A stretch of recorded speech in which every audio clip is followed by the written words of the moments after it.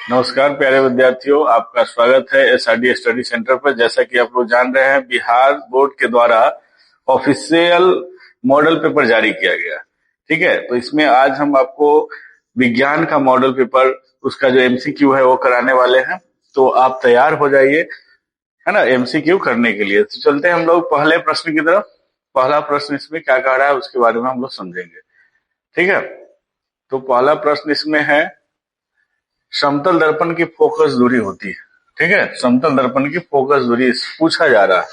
तो समतल दर्पण की फोकस दूरी होती है अनंत, जैसा कि आप देख रहे हैं ऑप्शन नंबर सी में इसका सही जवाब होगा। दूसरा सवाल है इसका कि वास्तविक प्रतिबिंब दर्पण के किस ओर बनते हैं। वास्तविक प्रतिबिंब जो होते हैं दर्पण के आगे बनते हैं। ठीक है, ऑप्शन नंबर बी आप याद रखेंगे, वास्तविक प्रतिबिंब जो होगा दर्पण के आगे बनेंगे। तो यहाँ पे देखेंगे तीसरा प्रश्न क्या कह रहा है। ठीक है, कि आपतन कोण। ठीक है, जैसे कि प्रकाश के परावर्तन के नियम के बारे में आप लोग जानते होइएगा। ठीक है, प्रकाश के परावर्तन के नियम के बारे में। ठीक है, इसको बोला जाता है आपतित किरण। ठीक है, और इसको बोला जाता है परावर्तित किरण, और इसमें बीच में लंब डाल दिया जाता है। तो इसमें कह रहा है कि आपतन कोण, यहाँ पे जो, ठीक है, कि अभिलंब और आपतित किरण और अभिलंब के बीच बने कोण को ही आपतन कोण कहा जाता है, और इसका मान 30 डिग्री दिया हुआ। तो आप लोग जानते हैं प्रकाश के परावर्तन के दूसरे नियम के आधार पर कि आपतन कोण परावर्तन कोण के बराबर होता है। तो जब ये 30 है तो ये भी 30 हो जाएगा। ठीक है, तो कह रहा है कि यहाँ पे की परावर्तित किरण, यानी यह हो गया परावर्तित किरण। ठीक है, और आप यहाँ पे आपतित किरण, इसको क्या बोलेंगे, आपतित किरण। आपतित किरण और परावर्तित किरण के बीच बने कोण का मान, यानी पूरा यहाँ पे आपतित किरण और परावर्तित किरण के बीच का मान का, दोनों को ऐड कर देंगे 30 डिग्री। 30 डिग्री कितना हो जाएगा, 60 डिग्री इसका आंसर हो जाएगा। इसके लिए ऑप्शन नंबर डी आपका क्या होगा, सही हो जाएगा। ठीक है, आगे हम लोग चलते हैं। इसमें चौथा सवाल क्या कह रहा है इसमें चौथा सवाल कह रहा है क्या, तो समझेंगे। एक दर्पण पर आपतित प्रकाश की चाल सी है और परावर्तित प्रकाश की चाल क्या होगा। तो जितना आपतित प्रकाश की चाल होती है उतना ही क्या हो जाती है, परावर्तित प्रकाश की चाल भी हो जाती है। ठीक है, इसके लिए ऑप्शन नंबर डी आप याद रखेंगे, क्या होता है ऑप्शन नंबर डी। पांचवा सवाल क्या कह रहा है इसको समझिएगा। गोलीय दर्पण में, किसमें कह रहा है इसमें कि गोलीय दर्पण में कार्तीय चिन्ह परिपाटी के अनुसार मूल बिंदु लिया जाता है। मूल बिंदु जो है आपको ध्रुव से लिया जाता है। कहां से, पोल से लिया जाता है कार्तीय चिन्ह परिपाटी के अनुसार। ठीक है, कहां से लिया जाता है, ध्रुव जो होता है वहां से लिया जाता है। तो इसके लिए ऑप्शन जो होंगे सी सही हो जाएंगे, ध्रुव पर। आगे है कि जब प्रकाश सघन माध्यम से विरल माध्यम में जाता तो उसकी गति क्या हो जाएगी। ठीक है, उसकी गति के बारे में पूछ रहा है, तो गति उसका क्या हो जाएगा, बढ़ जाएगा। सघन से विरल में जैसे ही जाएगा तो उसका क्या हो जाएगा, कि उसका गति जो होगा वह बढ़ जाएगा। तो इसके लिए ऑप्शन ए सही हो जाएगा। ठीक है, आगे चलते हैं हम लोग। आगे है कि अपवर्तन के कारण कौन सी राशि बदलती है। ठीक है, तो देखिए, अब अपवर्तन के कारण जो होती है इसका तरंग दैर्ध्य बदलता है। ठीक है, जो वेवलेंथ होता है वो बदलता है, इसकी आवृत्ति नहीं बदलती है और नहीं कलर बदलता है। ठीक है, फ्रीक्वेंसी और कलर इसमें नहीं चेंज होता है। ठीक है, तो यहाँ पे ऑप्शन नंबर बी जो होगा वह सही हो जाएगा। इसका तरंग दैर्ध्य यानी वेवलेंथ जो होता है वह क्या होती है, बदलती रहती है। यहाँ पे कह रहा है कि 50 सीएम फोकस दूरी वाले लेंस की शक्ति क्या होगा, यानी एफ का मान दिया हुआ है 50 सेंटीमीटर। ठीक है, तो पूछ रहा है शक्ति यानी पी, तो 1/f होता है। ठीक है, एक का मतलब ये मीटर में है, इसको सेंटीमीटर में बदलेंगे तो 100 सेंटीमीटर हो जाएगा, बट हम यहाँ पे 50 सेंटीमीटर दे रखा है, तो 50 दूनी 100, यानी प्लस यहाँ पे जो डायोप्टर आ जाएगा वह 2D हो जाएगा। यानी जो शक्ति होता है उसको मापा जाता है डायोप्टर में, तो यहाँ पे प्लस, यहाँ जो लेंस की शक्ति हो जाएगी वो क्या हो जाएगी, 2D, यानी 2 डायोप्टर। यहाँ पे इसका आंसर हो जाएगा, यानी ऑप्शन बी याद रखेंगे, 2 डायोप्टर इसका आंसर होगा। आगे कि तैलीय कागज कैसा होता है। ठीक है, तैलीय कागज जो होता है वो पारदर्शक होता है।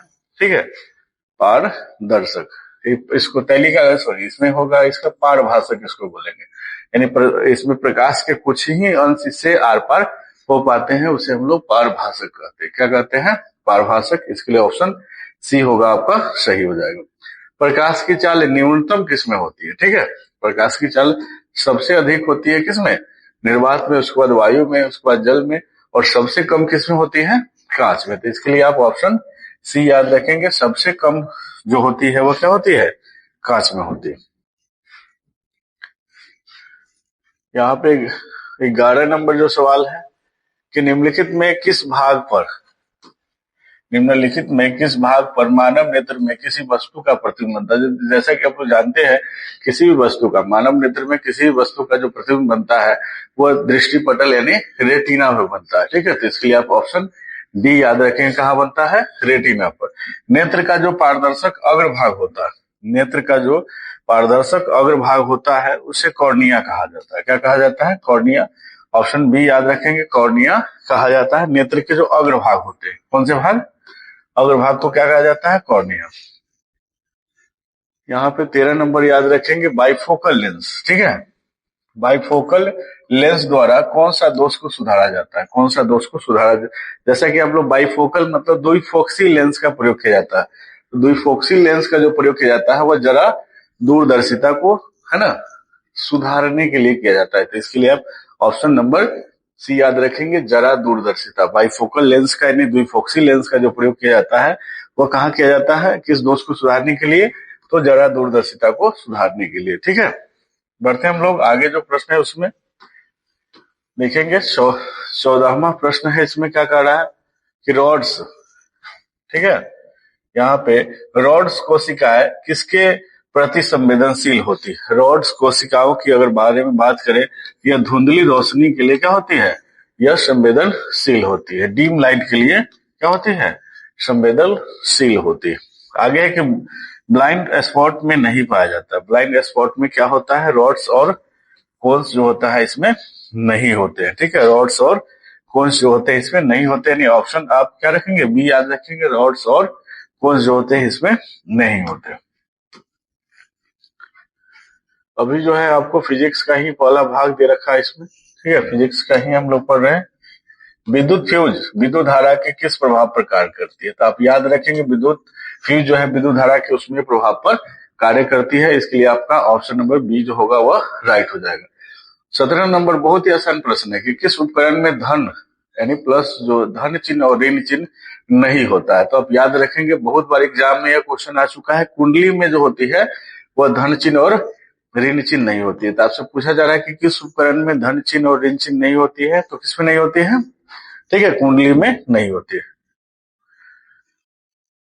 आगे देखिएगा क्या कह रहा है कि कौन सा मात्रक वाट के बराबर। देखिए, वाट जो होता है वह जूल पर कूलम के जूल पर सेकेंड के बराबर होता है। ठीक है, यानी ऑप्शन आपका ए सही हो जाएगा, जूल पर सेकेंड के ये क्या होती है? बराबर होती है। विद्युत हीटर, ठीक है, विद्युत हीटर के तार की कुंडली बनी होती है। तो विद्युत हीटर के जो तार की कुंडली बनी होती है किसकी बनी होती है? नाइक्रोम की बनी होती है। ठीक है, किसकी बनी होती है? नाइक्रोम की। चलिए हम लोग आगे बढ़ते हैं क्वेश्चन की तरफ। आगे है कि कार्य करने की क्षमता को क्या कहते हैं? बहुत ही अच्छा प्रश्न है। कार्य करने की क्षमता को ऊर्जा कहते हैं। क्या कहते हैं? ऊर्जा। याद रखेंगे, कार्य करने की क्षमता को क्या कहेंगे? ऊर्जा कहेंगे। चलिए 21 नंबर जो सवाल है उसकी तरफ हम लोग बढ़ेंगे। 20 क्वेश्चन को हम लोग कवर कर चुके हैं। विद्युत धारा के चुंबकीय प्रभाव का खोज किसने किया था? तो यह बहुत ही मस्त अच्छा प्रश्न है। ठीक है, विद्युत धारा का जो विद्युत धारा का जो चुंबकीय प्रभाव है उसका खोज जो है ऑस्ट्रिएट नामक वैज्ञानिक ने किया था। किसने किया था? ऑस्ट्रिएट नामक वैज्ञानिक ने किया था। आगे कि चुंबकीय बल रेखा की प्रकृति कैसी होती है? तो यह काल्पनिक होती है। कैसी होती है? काल्पनिक। याद रखेंगे, चुंबकीय बल रेखा की जो प्रकृति होती है, ठीक है, वो कैसी होती है? रेखा काल्पनिक होती है, लेकिन उसका क्षेत्र जो अगर पूछेगा तो वो क्या होता है? वास्तविक होता है। आगे है 23 नंबर सवाल कि विद्युत धारा उत्पन्न करने वाली युक्ति को क्या कहते हैं? ठीक है, बहुत ही बेहतरीन प्रश्न है कि विद्युत धारा उत्पन्न करने वाली युक्ति को क्या कहते हैं? तो आप याद रखेंगे, विद्युत धारा उत्पन्न करने वाली युक्ति को जनित्र कहा जाता है। क्या कहा जाता है? जनित्र को हम लोग जनरेटर भी कहते हैं। ठीक है, यहाँ इंग्लिश में इसका दे रखा है जनरेटर। लघु पतन के समय परिपथ में प्रतिरोध का मान क्या होता है, बहुत ही कम हो जाता है। क्या हो जाता है, बहुत ही कम हो जाता है। उसी में पूछता कि लघु पतन के समय परिपथ में प्रतिरोध की जगह पे धारा देता, तो धारा का मान क्या हो जाता है, बहुत अधिक बढ़ जाता है। ठीक है, धारा का मान क्या होता है, बहुत अधिक बढ़ जाता है। लेकिन यहाँ पे पूछा जा रहा है आपके क्या चीज, कि प्रतिरोध का मान क्या होता है, तो प्रतिरोध का मान जो होता है बहुत ही कम हो जाता है। इसके लिए आपका ऑप्शन नंबर बी राइट हो जाएगा। आगे चलेंगे 25 नंबर सवाल पे। 25 नंबर सवाल क्या कह रहा है कि नाभिकीय ऊर्जा प्राप्त करने के लिए जो आवश्यक तत्व है, नाभिकीय ऊर्जा प्राप्त करने के लिए आवश्यक तत्व, तो आवश्यक तत्व हो जाता है यूरेनियम। ठीक है, कौन सा तत्व होता है, यूरेनियम। आप याद रखेंगे प्रकृति में पृथ्वी पर ऊर्जा का मुख्य स्रोत जो होता है वह सूर्य होता है। क्या होता है, सूर्य। याद रखेंगे, ऑप्शन नंबर बी आपका राइट हो जाएगा, सूर्य होगा। आगे है कि निम्नलिखित में किसका अर्थ जल होता है, तो याद रखेंगे हाइड्रो शब्द, हाइड्रो का अर्थ जल होता है। ठीक है, किसका, हाइड्रो का अर्थ क्या होता है, जल होता है। अब यहां से आपका केमिस्ट्री शुरू हो जाता है। ठीक है, यहां से आपका रसायन शुरू हो जा रहा है। अब आगे है कि इसमें कौन संयुग्म, ठीक है, कौन संयुग्म एकल विस्थापन अभिक्रिया को प्रदर्शित करेगी। कौन सा युग्म कह रहा है कि इसमें एकल विस्थापन अभिक्रिया को प्रदर्शित करेगी, तो ऑप्शन नंबर डी आप याद रखेंगे। ठीक है, वह एकल विस्थापन अभिक्रिया क्या करेगा, प्रदर्शित करेगा। आगे की साग सब्जियों का विघटन होकर कंपोस्ट बनना किस प्रकार का उदाहरण है, किस प्रकार का उदाहरण आपसे पूछा जा रहा है, तो यह उष्माक्षेपी अभिक्रिया हो जाएगा। क्या, कौन सा अभिक्रिया, उष्माक्षेपी। ठीक है, उष्माक्षेपी अभिक्रिया के बारे में आप लोग जानते होगा कि वैसी रासायनिक अभिक्रिया जिसमें, ठीक है, यानी रासायनिक अभिक्रिया जब होती है तो नए पदार्थ के साथ उसमें उष्मा भी उत्सर्जित होता है। ठीक है, तो उसी को बोला जाता है उष्माक्षेपी अभिक्रिया। आगे 30 नंबर सवाल क्या कर रहा है, सो समझेंगे। कह रहा है कि निम्न में कौन सा ऑक्सीकरण की क्रिया नहीं होती। ठीक है, ऑक्सीकरण की क्रिया, देखिए ऑक्सीकरण में दहन हो जाएगा, भोजन का पचना, श्वसन। ठीक है, यहाँ पे आपका अवक्षेपण, ऑक्सीकरण की क्रिया नहीं होती है, तो ऑप्शन नंबर डी जो होगा आपका सही हो जाएगा। अवक्षेपण यहाँ पे नहीं होगा। अवक्षेपण एक अभिक्रिया है, ठीक है, ऑक्सीकरण की तरह है। तो दहन, भोजन का पचना और श्वसन सब में ऑक्सीजन की जरूरत पड़ता है। ठीक है, तो इसके लिए ऑप्शन नंबर डी आपका सही होगा। आगे है कि ग्लूकोज का रासायनिक सूत्र, बहुत ही बेहतरीन सवाल इसमें पूछा है।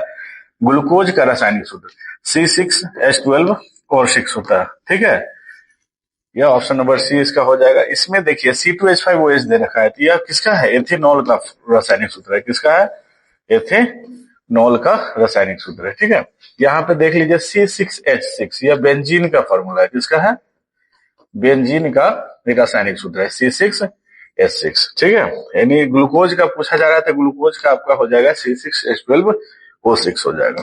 ठीक है, बढ़ते हम लोग आगे के जो प्रश्न है उसमें कह रहा है कि निम्नलिखित में कौन संतुलित रासायनिक समीकरण नहीं है। ठीक है, संतुलित रासायनिक समीकरण किसको कहा जाता है, कि वैसा रासायनिक समीकरण जिसमें समीकरण के दोनों ओर प्रत्येक तत्वों के परमाणुओं की संख्या क्या होना चाहिए, समान होनी चाहिए, यानी बराबर होना चाहिए। तो इसमें हम देख लेते हैं कि जो प्रत्येक तत्व है उसके परमाणुओं की संख्या समान है या नहीं है। ठीक है, तो यहाँ देखेंगे हाइड्रोजन भी 2 दूनी 4 है, हाइड्रोजन भी दोनों तरफ LHS और RHS दोनों में है। ऑक्सीजन भी देख लीजिए 2, इधर भी 2 है, यह सही है, यानी संतुलित है। क्या है, संतुलित है। ऑप्शन नंबर यहाँ पे सी देखेंगे, हाइड्रोजन भी 2 है और इधर भी LHS में भी 2 और RHS में भी 2, क्लोरीन इधर भी 2 और इधर भी 2, तो ये भी सही है। ठीक है, यहाँ देखेंगे यहाँ भी K 2 है, यहाँ भी K, Cl यहाँ भी 2 और यहाँ भी Cl2 है। ठीक है, ऑक्सीजन यहाँ 2 6 है। ठीक है, यहाँ पे 3 दूनी 6, ये भी सही हो जाएगा। ऑप्शन नंबर डी जो होगा आपका वह हो जाएगा संतुलित रासायनिक समीकरण नहीं है। ठीक है, यानी इसके लिए ऑप्शन नंबर डी आपका क्या हो जाएगा, सही हो जाएगा। आगे है कि कोई विलयन लाल लिटमस को नीला कर देता है, तो उसका पीएच मान संभवतः क्या होगा, यानी लाल मतलब यहाँ पे, ठीक है, रेड को अगर ब्लू करता है, मतलब आर को अगर बी करता, ठीक है, तो वह बेसी होगा, मतलब ठीक है, इसका फॉर्मूला है RBB, मतलब रेड को अगर ब्लू करता है तो वह बेस हो जाएगा, मतलब यह क्षार हो जाएगा। और क्षार का जानते हैं कि 7 से अधिक होता है, 7 से क्या होता है, अधिक होता है। तो 7 से अधिक में ऑप्शन नंबर बी आपका सही हो जाएगा। 11 इसमें ऑप्शन में दे रखा। अब कह रहा है कि यशत पुष्प जो होता है क्या है, ठीक है।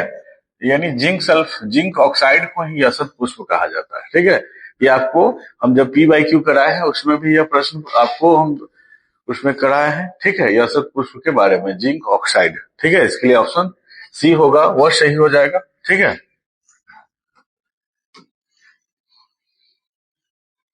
35 नंबर सवाल क्या कर रहा है?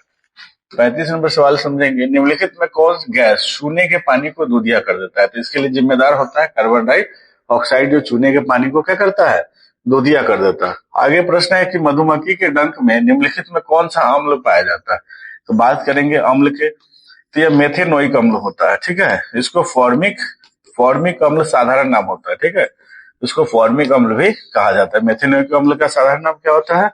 फॉर्मिक अम्ल। ऐसा करके भी आपको ऑप्शन में दिया रहेगा, ठीक है, कि मधुमक्खी के डंक में या चींटी के डंक में कौन से अम्ल पाया जाता है, तो फॉर्मिक अम्ल या मेथेनोइक अम्ल। तो इसके लिए आप ऑप्शन नंबर ए याद रखेंगे।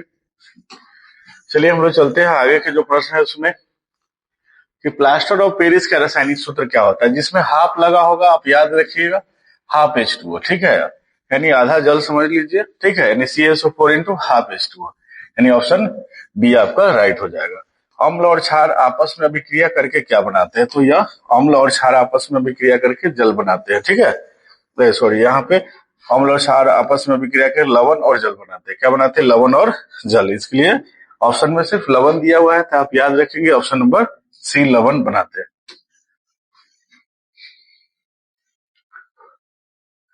आगे है कि किस तत्व में संयोजी इलेक्ट्रॉनों की संख्या सबसे अधिक है? देखिए सिलिका का जो संख्या होता है वो 14 होता है, ठीक है। कितना होता है? 14। तो आप ये याद रखेंगे, 2 8, 8 2 10 और 4 कितना? 14। एल्युमिनियम का 13 होता है। कितना परमाणु संख्या होता है? 13। तो इसमें हो जाएगा 2 8 3, ठीक है। सोडियम का 11 होता है, परमाणु संख्या कितना होता है? 11। यानी आप याद रखेंगे 2 8 1, 8 और 10 1 11। फास्फोरस का परमाणु संख्या यहाँ पे 15 होता है, तो 2 8 और 8 10 और 5 15। इसमें पूछा जा रहा है कि सबसे अधिक संयोजित, है ना, सबसे किस तत्व में संयोजित इलेक्ट्रॉनों की संख्या सबसे क्या है? अधिक है। तो देख लीजिए सबसे अधिक यहाँ पे फास्फोरस में है, ठीक है। तो इसके लिए आप ऑप्शन नंबर सी ध्यान रखेंगे। आगे की क्यूपराइट, ठीक है, किस धातु का अयस्क है? ठीक है, तो नाम से ही पता चल रहा है यह कॉपर धातु का अयस्क है। आगे है कि ऑक्सीजन की संयोजकता कितना होता है? ठीक है, देखिए ऑक्सीजन की परमाणु संख्या याद रखना होगा आपको। ऑक्सीजन के परमाणु संख्या, ऑक्सीजन की परमाणु संख्या की बात करें तो 8 होता है, यानी 2 और 6, ठीक है। इसका जो वैलेंस निकालेंगे इलेक्ट्रॉनिक विन्यास, 2 और 6 होते। बायतम सेल में 6 इलेक्ट्रॉन है, अष्टक पूरा करने के लिए चाहिए उसको 2, ठीक है। तो यही 2 जो होगा इसकी क्या हो जाएगी? संयोजी इलेक्ट्रॉन कहलाएगी, मतलब वैलेंसी हो जाएगा, ठीक है। यानी संयोजकता इसका कितना हो जाएगा? 2 हो जाएगा। अब आगे पूछ रहा है कि गंधक, गंधक को हम लोग सल्फर कहते हैं, ठीक है। तो सल्फर की जो परमाणु संख्या होती है वह 16, और संकेत पूछेगा तो आप याद रखेंगे एस। सल्फर का जो संकेत होता है वह एस होता है। अब इससे पूछा जा रहा है कि परमाणु संख्या क्या होगा, तो याद रखेंगे 16 होता है। अब देखेंगे आगे प्रश्न क्या कर रहा है, कि अभिक्रियाशील सीओ, सीओ जो होता है वो को कहते हैं, सीओ को क्या कहते हैं? देखिए सबसे पहले तो थोड़ा इसके सब के बारे में हम लोग समझ लेते हैं कि सबका क्रियाशील मूलक क्या होता है। तो एल्डिहाइड समूह का जो क्रियाशील मूलक होता है वह CHO होता है, ठीक है। एल्कोहल समूह का होता है OH, ठीक है। ईथर समूह का जो होता है वो O होता है, ठीक है, इस तरह। और कार्बोनिल समूह जो हो जाएगा इसमें आपको CO देखने को मिलेगा। तो इसके लिए ऑप्शन नंबर डी आपका सही हो जाएगा। आगे है कि बिल्डिंग में किस गैस का उपयोग किया जाता है? तो बिल्डिंग में आप याद रखेंगे एथाइन गैस का यूज किया जाता है। ऑप्शन नंबर बी इसका राइट हो जाएगा। आगे है कि कार्बन आवर्त सारणी में आवर्त कार्बन आवर्त सारणी के किस वर्ग के सदस्य, ठीक है, किस वर्ग के सदस्य है? तो यह हो जाएगा आपका ऑप्शन नंबर डी जो होगा वह सही हो जाएगा, ठीक है। यह वर्ग 14वें वर्ग के तत्व होते हैं। कौन से वर्ग के? 14वें वर्ग के तत्व होते हैं। आगे कि एथाइन में कार्बन कार्बन एथाइन में कार्बन कार्बन परमाणुओं के बीच कितने सहसंयोजी बंध होते हैं। ठीक है, तो यहाँ पे हम लोग समझ लेते हैं। देखिए एल्केन जो होते हैं, एल्केन में जो होते हैं कार्बन कार्बन के बीच सिंगल जो एकल बंध बने होते हैं। कौन से बंध? एल्कीन में अगर बात करें, ठीक है, तो यहाँ कार्बन कार्बन के बीच द्विबंध होते हैं। और एल्काइन में, किसमें? एल्काइन की अगर बात करें तो कार्बन कार्बन के बीच जो होते हैं त्रिबंध बने होते हैं। तो आपसे पूछा जा रहा है एथाइन में, ठीक है, यानी इसका जो फॉर्मूला होता है एल्केन का CnH2n+2 होता है। ठीक है, एल्कीन का जो फॉर्मूला होता है CnH2n होता है, और एल्काइन का जो फॉर्मूला होता है CnH2n-2 होता है। ठीक है, तो यहाँ पे पूछा जा रहा है कि एथाइन में जो कार्बन कार्बन के बीच जो बंध बनेगा, ठीक है, मतलब इसमें अगर एथ में आइन जोड़ेंगे तो एथाइन बनेगा। ठीक है, तो यानी इसमें कार्बन कार्बन के बीच जो बंध बनेगा वो कैसा बंध होगा? आपको वो त्रिबंध हो जाएगा। कैसा बंध होगा? त्रिबंध हो जाएगा, यानी ट्रिपल बॉन्ड बनेगा। आगे है 47 नंबर। निम्नलिखित में कौन सबसे अधिक क्रियाशील होता है हैलोजन समूह में? तो हैलोजन समूह में सबसे अधिक क्रियाशील जो होता है वो आपको फ्लोरीन याद रखना है। ठीक है, ऑप्शन नंबर ए आपका सही हो जाएगा। यानी क्रियाशीलता की श्रेणी में हैलोजन में जो सबसे अधिक क्रियाशील होता है वह फ्लोरीन होता है।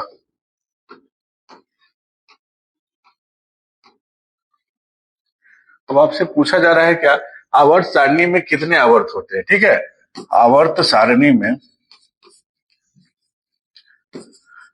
आवर्त सारणी में आपसे पूछा जा रहा है, आवर्त सारणी सारणी में आवर्त आवर्तों की जो संख्या पूछ रहा है वो पूछ रहा है। तो इसमें आवर्तों की संख्या 7 होता है और वर्गों की संख्या पूछेगा तो 18 याद रखेंगे। तो इसमें पूछा जा रहा है कि आवर्तों की संख्या 7 कितना हो जाएगा? तो 7 हो जाएगा। तो इसके लिए ऑप्शन सी याद रखेंगे। वर्गों की संख्या पूछता तो कितना हो जाता? 18। नए आधुनिक आवर्त सारणी में, किसमें? आधुनिक आवर्त सारणी में। यहाँ पे क्वेश्चन क्या है कि पोटेशियम की परमाणु संख्या 19 है, तो इसकी संयोजकता क्या होगा? तो पोटेशियम की जो परमाणु संख्या 19 है, तो इसके लिए हो जाएगा 2 8 और 2 8 8 और कितना हो जाएगा? 1, यानी 8 2 10 8 18 1 19 हो जाएगा। तो बाह्यतम सेल में आप देखेंगे तो कितना इसकी है इलेक्ट्रॉनों की जो संख्या वो 1 है, वही इसका क्या कहलाएगा? संयोजी इलेक्ट्रॉन हो जाएगा। मतलब इसका जो संयोजकता निकल के आएगा, वैलेंसी जो होगा वो कितना हो जाएगा? 1 हो जाएगा। इसके लिए आप ऑप्शन ए याद रखेंगे। 50वां सवाल पूछा जा रहा है कि आधुनिक आवर्त सारणी में ऊर्ध्वाधर स्तंभों को क्या कहा जाता है और उसकी संख्या क्या होती है? ऊर्ध्वाधर स्तंभों को वर्ग कहा जाता है और वर्गों की संख्या जो होती है वो कितना होती है? 18 होती है। ठीक है, इसके लिए ऑप्शन डी आपका सही हो जाएगा। आगे है निम्नांकित संकेतों द्वारा व्यक्त तत्वों में कौन सा धातु है? आपको धातु पहचानना है। ठीक है, देखिए 19 जो होता है वो परमाणु संख्या आपका किसका होता है? वो पोटेशियम का होता है। सॉरी, यहाँ पे जो 9 दे रखा है फ्लोरीन का होता है। किसका होता है? फ्लोरीन का। 6 दे रखा है, 6 जो होता है वो कार्बन का होता है। किसका होता है? कार्बन का। ठीक है, ये कार्बन हो गया। कार्बन जो है आपको अधातु है। क्या है? अधातु है। फ्लोरीन जो है वो क्या है आपका? फ्लोरीन जो है आपका ये भी अधातु है। ठीक है, यहाँ जो यहाँ पे 8 देगा, परमाणु संख्या 8 जो होता है वो किसका? ऑक्सीजन का होता है। किसका होता है? ऑक्सीजन का। तो ऑक्सीजन जान रहा है कि ये भी क्या है? अधातु। ठीक है, यहाँ परमाणु संख्या 12 दे रखा है, तो 12 जो होता है मैग्नीशियम का होता है। मैग्नीशियम क्या है यहाँ पे? धातु। आपसे पूछा जा रहा है कि बताइए इसमें कौन धातु है, तो इसके लिए ऑप्शन नंबर बी जो होगा वो सही हो जाएगा। तो इसके लिए आपको याद रखना परमाणु संख्या और उसके आधार पर आपको पहचानना है, ठीक है, कि कौन धातु है कौन क्या है? अधातु। ठीक है, तो अब यहाँ पे मैग्नीशियम क्या है? धातु। 12 के निम्नलिखित में वनों पर आधारित उद्योग कौन है? तो वनों पर आधारित उद्योग जो है वो क्या है? कागज है। कौन सा उद्योग है? कागज उद्योग, वो वनों पर आधारित है।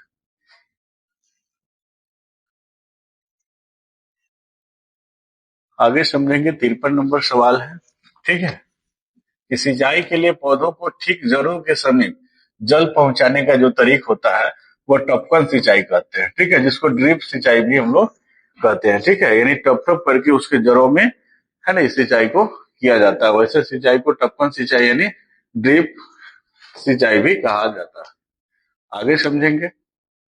54 नंबर क्वेश्चन है कि चिपको आंदोलन, उत्तराखंड में चिपको आंदोलन किस वर्ष शुरू हुआ था? तो यह 1971 में शुरू हुआ था और इसके जो नेता थे उसमें बेहतरीन रूप से, है ना, सबसे जो आगे आया वह सुंदरलाल बहुगुणा उनका नाम लिया जाता है। आगे कवक, अब यहाँ से आपका बायोलॉजी शुरू हो जाता है कि कवक में पोषण की विधि कौन होती है? तो देखिए कवक जो होती है वो मृत चीजों को खाता है, इसलिए इसको मृत जीवी पोषण के अंतर्गत इसको रखा जाएगा। कवक का जो पोषण होगा वो मृत जीवी होगा, मृत पोषी हो जाएगा। कौन से उदाहरण होगा? मृत पोषी के तहत आ जाएगा। आगे 56 है, समझेंगे कि निम्न में कौन एक जैविक प्रक्रम द्वारा अपघटित होने वाला पदार्थ है? जैविक प्रक्रम के द्वारा, देखिए पॉलीथीन, ये भी जैविक प्रक्रम के द्वारा नहीं होता है, रबर भी नहीं हो पाता है, ठीक है। यानी मृत घास पत्ते जो है यह कुछ ही समय में ये क्या हो जाते हैं, यह अपघटित हो जाते हैं, इनको ज्यादा समय नहीं लगता। मनुष्य में पाचन की क्रिया का आरंभ कहाँ से होता है? यानी पाचन की क्रिया का आरंभ जो होता है वह मुख गुहा से होता है, ठीक है। जैसे हम लोग कोई चीज खाते हैं तो मुख में ही चबाना उसको शुरू कर देते हैं, यानी पाचन का जो प्रोसेस है वह कहाँ से शुरू हो जाता है? मुख गुहा से शुरू हो जाता है, ठीक है। आगे है कि सजीवों में पाए जाने वाले जैव प्रक्रम, तो देखेंगे सजीवों में जो पाए जाने वाले जो यहाँ पे, ठीक है, यह देखेंगे तो जैव प्रक्रम में श्वसन आ जाता है, प्रजनन आ जाता है और पोषण आ जाता है। तो इनमें से क्या हो जाएगा? सभी हो जाएगा, ठीक है। क्या हो जाएंगे? सभी। ऑप्शन नंबर डी याद रखिएगा। किण्वन क्रिया होती है, ठीक है, किण्वन क्रिया किसमें होती है, ठीक है। तो इसके लिए आप याद रखेंगे किण्वन की जो क्रिया होती है वह ईस्ट में होती है, ठीक है। कहाँ पे होती है? ईस्ट में, आप याद रखेंगे। आगे है 60 नंबर क्वेश्चन, हम लोग 59 क्वेश्चन को कवर कर चुके हैं। आगे है कि वायवीय वायवीय श्वसन क्रिया निम्नलिखित में से किस गैस का प्रयोग किया जाता है? मतलब वायवीय श्वसन की जो क्रिया होती है उसमें कौन सी गैस का प्रयोग किया जाता है? तो वायवीय श्वसन नाम से ही पता चल रहा है, तो इसमें ऑक्सीजन का प्रयोग किया जाता है। आगे कोशिकीय ईंधन किसे कहा जाता है? कोशिकीय ईंधन किसे कहा जाता है? आप याद रखेंगे तो कोशिकीय ईंधन ग्लूकोज को कहा जाता है, ठीक है। और जिसका सूत्र होता है C6H12O6, याद रखेंगे ग्लूकोज का सूत्र होता है C6H12O6 होता है। आगे 62 नंबर जो क्वेश्चन है क्या कह रहा है, याद रखेंगे। पौधों में वाष्पोत्सर्जन मुख्यतः किस अंग में होता है? तो याद रखेंगे यह पत्तियों में होता है, मुख्य रूप से जो होता है वो कहाँ पे होता है? पत्तियों में होता है, ठीक है। यानी ऑप्शन सी इसका राइट हो जाएगा। आगे चलेंगे हम लोग 63 नंबर क्वेश्चन में कि मानव हृदय किस तंत्र का भाग होता है? तो यह परिसंचरण तंत्र का भाग होता है। ऑप्शन नंबर डी जो होगा वह सही हो जाएगा। आगे है कि निम्नलिखित में से कौन रक्त का थक्का बनाने में सहायक होता है? रक्त का जो थक्का होता है वो आपको फाइब्रिनोजिन हो जाएगा, ठीक है। कौन हो जाएगा? फाइब्रिनोजिन जो होगा इसका वो राइट हो जाएगा। आगे इसमें क्या कर रहा है? पादप अपशिष्ट संचित रहते हैं। पादप अपशिष्ट जो होते हैं वह कहाँ कहाँ संचित होते हैं? तो छाल में, पत्तियों में, ठीक है, कोशिका रिक्तिकाओं में, यानी इनमें से सभी हो जाएंगे। इनमें से क्या हो जाएंगे? सभी। एमिनो अम्ल के विखंडन से क्या बनता है? तो एमिनो अम्ल के जो विखंडन होता है इससे अमोनिया का निर्माण होता है। मतलब अमोनिया का रासायनिक सूत्र होता है NH3, ठीक है। क्या होता है? NH3, आप याद रखेंगे।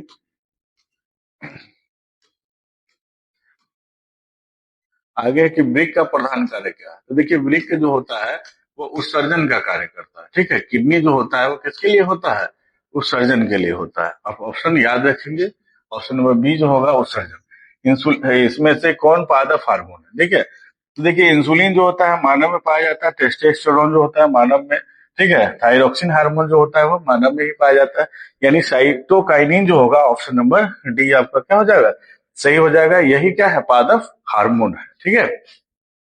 चलिए हम लोग बढ़ते हैं आगे। जो प्रश्न है फल पकाने वाले हार्मोन इनमें कौन, इसमें से कह रहा है कि फल पकाने वाले हार्मोन्स कौन होगा, ठीक है। अब याद रखेंगे तो इसके लिए होगा एथिलीन। फल पकाने वाले हार्मोन्स को क्या कहा जाता है? एथिलीन कहा जाता है। ऑप्शन सी आप याद रखेंगे। अब इसमें 69 क्वेश्चन को हम लोग कवर कर चुके हैं। आगे है क्वेश्चन नंबर 70। मनुष्य में कपाल तंत्रिकाओं की संख्या कितनी होती है? मनुष्य में जो कपाल तंत्र है उसकी संख्या पूछ रहा है। तो आप याद रखेंगे मनुष्य में जो कपाल तंत्र है उसकी जो संख्या होती है वह 12 जोड़ी होती है, ठीक है। आगे है कि रुधिर चाप नियंत्रित होता है।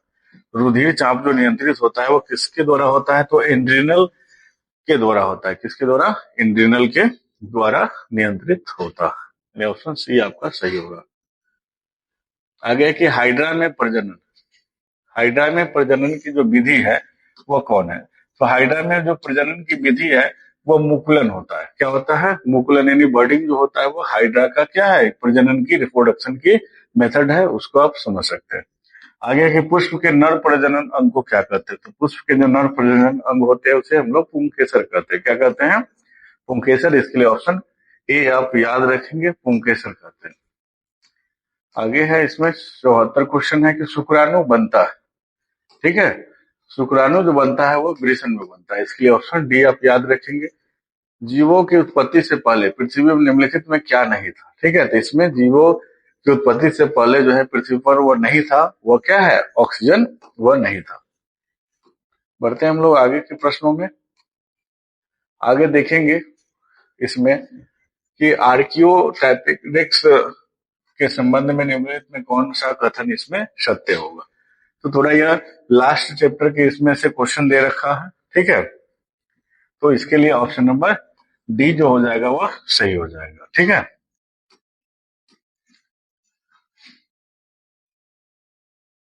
आगे है 77 नंबर क्वेश्चन है, देखेंगे इसमें निम्नलिखित में से कौन सा प्राणी अपना लिंग बदल सकता है? ठीक है, तो जो लिंग बदलने वाले जो होते हैं वह घोंगे होते हैं। ठीक है, ये लिंग बदलने वाला जो प्राणियों में से एक है वह घोंगा है, जो अपने लिंग को क्या कर सकता है? बदल सकता है। निम्नलिखित, आगे समझेंगे कि निम्नलिखित में कौन सा पर्यावरण के अंतर्गत आता है?